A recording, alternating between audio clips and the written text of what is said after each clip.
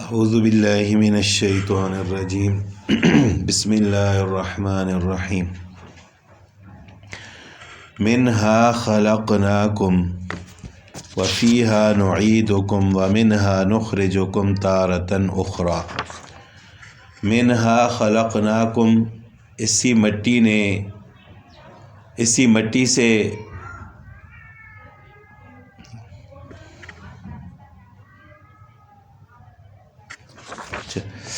منہا خلقناکم، اسی زمین سے ہم نے تمہیں پیدا کیا ہے،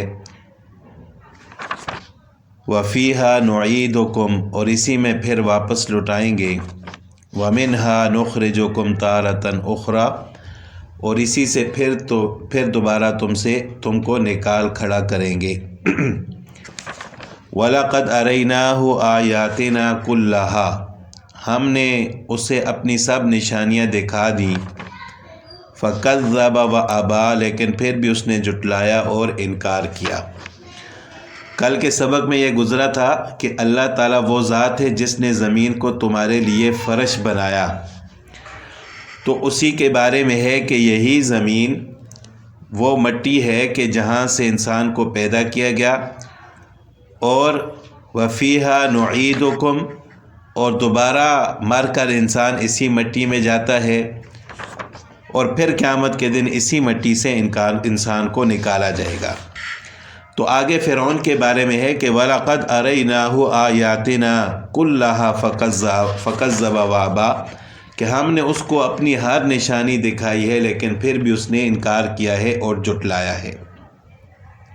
یہ جو آیت ہے منہا خلقناکم وفیہا نعیدکم ومنہا نخرجکم تارۃ اخری، حدیث میں آتا ہے کہ رسول اللہ صلی اللہ علیہ وسلم نے ایک میت کے دفن کے بعد اس کی قبر پر مٹی ڈالتے ہوئے جب پہلی دفعہ مٹی ڈالی تو منہا خلقناکم پڑھا، جب دوسری دفعہ مٹی ڈالی تو وفیہا نعیدکم پڑھا، اور جب تیسری مرتبہ مٹی ڈالی تو پھر منہا نخرجکم تارۃ اخری پڑھا۔ تو قبر پر مٹی ڈالتے وقت یہ سنت طریقہ ہے، یہی آیت 3 مرتبہ مٹی ڈالتے وقت پڑھنی چاہیے۔ تو الغرض یہ کہ فرعون کے سامنے سب دلیلیں آ چکی، معجزے اس نے دیکھ لیے، نشانیاں دیکھ لی، لیکن اس کے باوجود اس نے سرکشی اور ضد کی وجہ سے اللہ تعالیٰ کی نشانیوں کا انکار کیا اور جھٹلایا۔ قال اجئتنا لتخرجنا من ارضنا بسحرک یا موسیٰ، موسیٰ علیہ السلام سے کہنے لگا کہ اے موسیٰ، کیا تو اس لیے آیا ہے کہ ہمیں اپنے جادو کے زور سے ہمارے ملک سے نکال دے؟ فَلَنَأْتِيَنَّكَ بِسِحْرٍ مِثْلِهِ، ہم تو تیرے مقابلے میں اسی جیسا جادو ضرور لائیں گے۔ فَاجْعَلْ بَيْنَنَا وَبَيْنَكَ مَوْعِدًا لَا نُخْلِفُهُ نَحْنُ وَلَا أَنْتَ، تو ہمارے اور اپنے درمیان ایک وعدہ گاہ مقرر کر لے، یعنی وعدہ کر لے کہ میں فلاں جگہ پر فلاں دن آپ کے سامنے آؤں گا، اور ایسا وعدہ ہو کہ لا نخلفہ نحن ولا انت، کہ نہ ہم اس کے خلاف کریں اور نہ آپ، مکاناً سوا، میدان میں مقابلہ ہو۔ قال موعدکم یوم الزینۃ، موسیٰ علیہ السلام نے فرمایا کہ یہ وعدہ جو ہے تمہارا وعدہ جشن کا دن ہے، عید کا دن، یوم الزینۃ، وان یحشر الناس ضحیٰ، اور لوگوں کو جمع کیا جائے دن چڑھے کے وقت، یعنی وہ وقت جو چاشت کا وقت ہوتا ہے، یعنی صبح 10-11 بجے کا جو وقت ہوتا ہے، اس وقت لوگوں کو عید کے دن جمع کیا جائے۔ تو بہرحال جب فرعون نے موسیٰ علیہ السلام کے معجزات دیکھے کہ لکڑی کا سانپ بن جانا، ہاتھ کا روشن ہو جانا وغیرہ، تو اس نے یہ سمجھا بجائے ایمان لانے کے کہ یہ تو نعوذ باللہ جادو ہے، اور موسیٰ علیہ السلام جادو کے ذریعے یہ سب کچھ کر رہے ہیں۔ تو موسیٰ علیہ السلام کو کہنے لگا کہ تو جادو کے ذریعے ہمیں اپنے ملک سے نکالنا چاہتا ہے، تو ہم بھی تیرے جادو کا مقابلہ کریں گے، اور ہم بھی جادوگر لے کر آئیں گے تیرے مقابلے کے لیے، تو کوئی دن مقرر کر دے تاکہ ہم بھی جمع ہوں اور آپ بھی وہاں جمع ہو جاؤ۔ تو موسیٰ علیہ السلام نے فرمایا کہ عید کا دن مقرر کر دو، اور اس وقت ان کا عید کا دن عاشورہ کا دن ہوتا تھا، 10 محرم کا، تو اس دن لوگ فارغ بھی ہوں گے اور خوشی کا دن بھی ہوگا، لوگ میدان میں جمع ہوں گے، تو چاشت کا جو وقت ہوگا جس وقت سورج بالکل بلند ہو جائے گا تو اس وقت لوگوں کو جمع کیا جائے۔ حضرت عبداللہ بن عباس رضی اللہ تعالیٰ عنہما فرماتے ہیں کہ ان کی زینت اور عید کا دن عاشورے کا دن تھا۔ تو بہرحال جب یہ دن مقرر ہو گیا، فَتَوَلَّى فِرْعَوْنُ فَجَمَعَ كَيْدَهُ ثُمَّ أَتَى، پھر فرعون پلٹ گیا اور اس نے اپنے پوری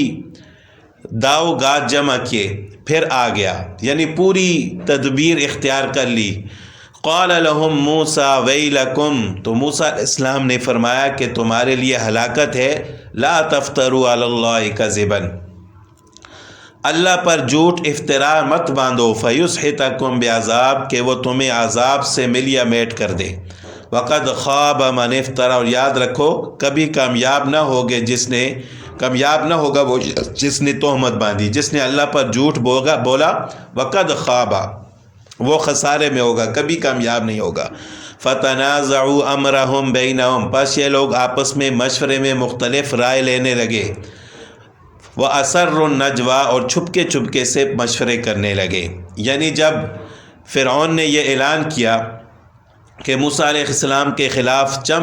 سب جادوگروں کو،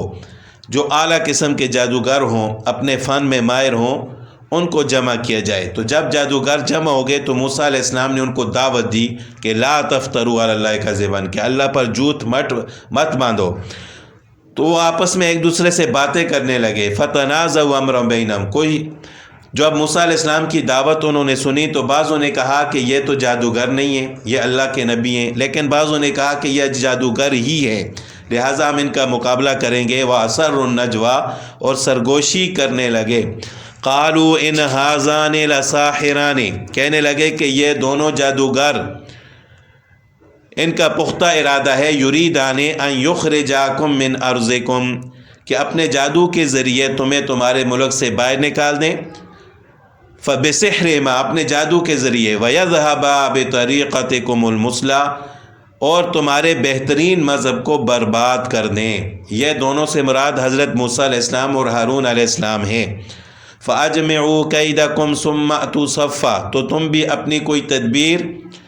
نہ چھوڑو، یعنی سب تدبیروں کو جمع کر دو، ثم اتوا صفا، پھر صف بندی کر کے آ جاؤ۔ وقد افلح اليوم من استعلا، جو آج غالب آ گیا وہی بازی لے گیا۔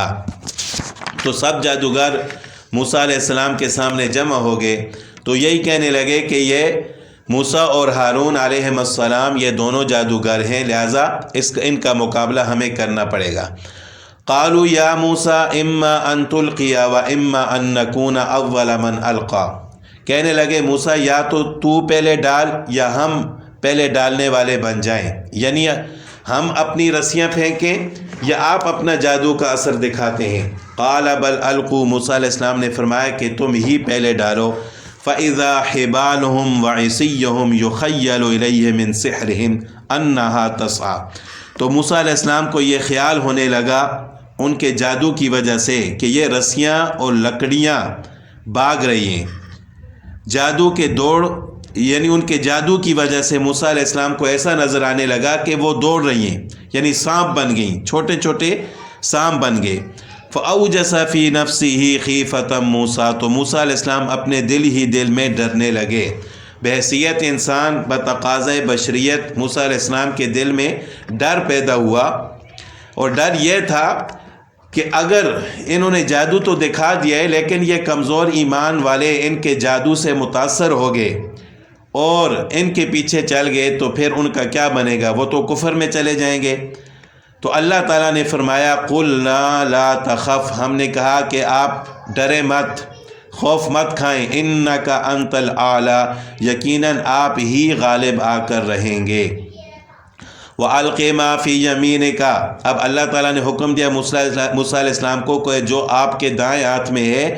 اسے ڈال دے، یعنی اپنا عصا، تلقف ما صنعوا، کہ ان کی تمام کاریگری کو وہ نگل جائے، یعنی انہوں نے جو کچھ کیا ہے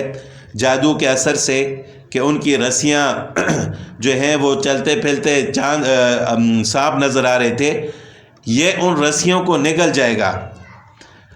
انما صنعوا کید ساحر، انہوں نے جو کچھ بنایا یہ صرف جادوگروں کے کرتب ہیں، ولا یفلح الساحر حیث اتی، اور جادوگر کہیں بھی جائے کامیاب نہیں ہوتا۔ انسان جادوگر جو کچھ بھی کر لیں، جتنے بھی کرتب دکھا دیں، جہاں بھی جائیں وہ کامیاب نہیں ہو سکتے۔ فَأُلْقِيَ السَّحَرَةُ سُجَّدًا، اب تو تمام جادوگر سجدے میں پڑ گئے۔ قَالُوا آمَنَّا بِرَبِّ هَارُونَ وَمُوسَىٰ، اور پکار اٹھے کہ ہم تو ہارون اور موسیٰ علیہ السلام کے پروردگار پر ایمان لا چکے۔ تو قرآن کریم میں ایک دوسری جگہ پر آتا ہے کہ ان جادوگروں نے فرعون سے کہا کہ اگر ہم کامیاب ہو گئے، غالب آ گئے، جیت گئے تو ہمیں کیا انعام ملے گا؟ تو فرعون نے کہا کہ میں تمہیں اپنے قریبی بندوں میں شامل کر دوں گا، میرے خاص بندوں میں شامل ہو جاؤ گے۔ لیکن جب موسیٰ علیہ السلام نے اپنا عصا پھینکا تو وہ ایدیا بن گیا، اس کے دانت بھی تھے، آنکھیں بھی تھیں، یعنی وہ چھوٹے چھوٹے سام تھے ان کی رسیاں، اور یہ ایدیا بن گیا اور ان کو نگلنے لگا۔ جب ان کو نگل لیا تو وہ جادوگر تو سمجھ گئے کہ یہ کوئی جادو کا اثر نہیں ہے بلکہ یہ نبی کا معجزہ ہے، تو وہ فوراً سجدے میں گر گئے اور اللہ تعالیٰ پر ایمان لے آئے۔ قال آمنتم له قبل ان آذن لكم، اب فرعون کو بڑی تکلیف ہوئی، وہ تو ان جادوگروں کے بل بوتے پر جیتنا چاہتا تھا، کہنے لگا کہ آمنتم له، تم موسیٰ پر ایمان لے آئے، قبل ان آذن لكم، میری اجازت سے پہلے، مجھ سے اجازت لی نہیں۔ انہ لکبیرکم الذی علمکم السحر، یقیناً یہی تمہارا بڑا بزرگ ہے، یعنی موسیٰ علیہ السلام کے بارے میں کہنے لگا کہ نعوذ باللہ تم بھی جادوگر ہو، وہ بھی جادوگر ہو، اور تم سب سے بڑا وہی ہے علمکم السحر، جس نے تم کو جادو سکھایا ہے۔ فلا اقطعن ایدیکم وارجلکم من خلاف، سن لو میں تمہارے ہاتھ پاؤں الٹے سیدھے کٹوا کر تم سب کو لأصلبنکم فی جذوع النخل، کھجور کے تنوں میں سولی پر لٹکا دوں گا۔ ولتعلمن، اور تمہیں معلوم ہو جائے گا کہ اینا اشد عذابا وابقی، کہ ہم میں سے کس کی مار زیادہ سخت اور دیر پائے۔ تو موسیٰ فرعون نے وہ جادوگر جو ایمان لائے تھے ان کے بارے میں اعلان کروایا کہ جادوگروں کو جہاں پکڑو وہاں مار ڈالو۔ تو وہ جادوگر صبح کے وقت جادوگر تھے، لیکن شام کے وقت وہ ایمان والے تھے، اور ان میں سے کچھ کو شہید بھی کر دیا گیا۔ اور بعض روایات میں آتا ہے کہ ان کی تعداد 80,000 یا 70,000 تھی، یعنی بہت زیادہ تھے، لیکن سب کے سب اللہ تعالیٰ نے ان کو ایمان کی دولت نصیب فرمائی۔ تو فرعون نے ان کو دھمکی بھی دی، ان کو شہید بھی کرایا، لیکن وہ کہنے لگے کہ قالوا لن نؤثرک علی ما جاءنا من البینات، کہنے لگے کہ ہمارے سامنے جو دلیلیں آ چکی ہیں، قالوا لن نؤثرک علی ما جاءنا من البینات، اس پر ہم آپ کو ترجیح نہیں دیں گے۔ والذی فطرنا فاقض ما انت قاض، اور اس اللہ پر جس نے ہمیں پیدا کیا ہمیں اس پر یقین ہے، ہم اس پر ایمان لے آئے۔ فاقض ما انت قاض، اب تو نے جو کچھ کرنا ہے کر لے۔ انما تقضی هذه الحیات الدنیا، تو جو کچھ بھی کر سکتا ہے، جو کچھ بھی تیرا حکم چل سکتا ہے وہ اسی دنیاوی زندگی میں ہی ہوگا۔ انا آمنا بربنا، بے شک ہم تو ایمان لائے اپنے اس رب پر، لیغفر لنا، تاکہ وہ ہماری مغفرت کرے، خطایانا، ہمارے گناہوں کو معاف کرے، وما اکرہتنا علیہ من السحر، اور جو کچھ تو نے ہم سے زبردستی کروایا ہے وہ تو جادو ہے۔ واللہ خیر و ابقا، اور اللہ ہی بہتر ہے اور بہت باقی رہنے والا ہے۔ انہ من یات ربہ مجرما، بات یہی ہے کہ جو بھی گناہگار بن کر اللہ کے ہاں جائے گا، فإن لہ جہنم، تو اس کے لیے جہنم ہے، لا یموت فیہا ولا یحیا، نہ وہ اس میں مرے گا وہ نہ زندہ رہ سکے گا۔ روایات میں آتا ہے کہ گناہگاروں کا ٹھکانہ جہنم ہے، جہاں موت کبھی نہیں آئے گی، لیکن زندگی بھی بڑی مشقت والی ہوگی اور موت سے بدتر ہوگی۔ جیسے دوسری جگہ پر ارشاد ہے کہ لا یقضی علیہم فیموتوا، یعنی نہ تو موت ہی آئے گی نہ عذاب ہلکے ہوں گے، کافروں کو ہم اسی طرح سزا دیتے رہیں گے۔ تو وہاں پر نہ تو وہ زندہ رہ سکیں گے اور نہ ان پر موت آئے گی۔ ہاں جو صرف گناہ گار ہوں گے، مسلمان تو ہوں گے لیکن گناہ گار ہوں گے، وہ جہنم میں اپنا عذاب پورا کر کے پھر جنت میں جائیں گے۔ وَمَن يَأْتِهِ مُؤْمِنًا، اور جو بھی اس کے پاس ایماندار ہو کر جائے گا، قد عمل الصالحات، اور اس نے اعمال بھی نیک کیے ہوں گے، فَأُولَٰئِكَ لَهُمُ الدَّرَجَاتُ الْعُلَىٰ، تو اس کے لیے بلند و بالا درجے ہیں۔ جنات عدن، ہمیشگی والی جنتیں ہیں، تجری من تحتها الانہار، اور جن کے نیچے نہریں بہہ رہی ہیں، خالدین فیہا، وہ ہمیشہ ہمیشہ ان میں رہیں گے۔ وذالک جزاء من تزکا، اور یہی انعام اور بدلہ ہے ہر اس شخص کا جو پاک ہے، یعنی جو ایمان لا کر گندگی سے اپنے آپ کو پاک کیا، جس نے کفر اور شرک سے پاک کیا، اللہ تعالیٰ اس کو آخرت میں یہی بدلہ اور جزا عطا فرمائیں گے۔